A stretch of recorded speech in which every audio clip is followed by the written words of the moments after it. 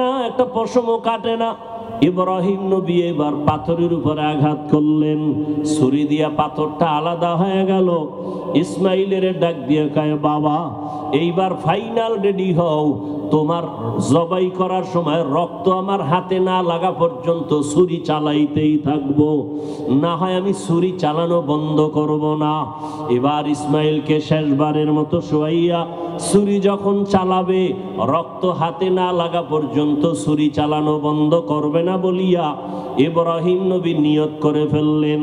ইসমাইলকে শোয়াইয়া দিলেন, আর যখন ছুরি চালাবে, আল্লাহ পাক রব্বুল আলামিনের কুদরতি অন্তরে এত মায়া, জিবরাইলের ডাক দিয়া কয়, জিবরাইল, আমার ইব্রাহিমের ওয়াদা, এমন ত্যাগ আর নিয়ত যে রক্ত না লাগা পর্যন্ত ছুরি চালানো বন্ধ করবে না।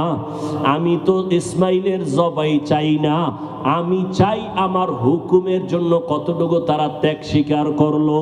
আমার মোহাব্বতের পরীক্ষা চাইছি, আমি ইসমাইলের জবাই চাই নাই। আমার হুকুম মতো প্রশ্ন ছাড়া যখন তারা দুজনে রেডি হয়ে গেল, আমার পরীক্ষা হয়ে গেছে, আর লাগবে না।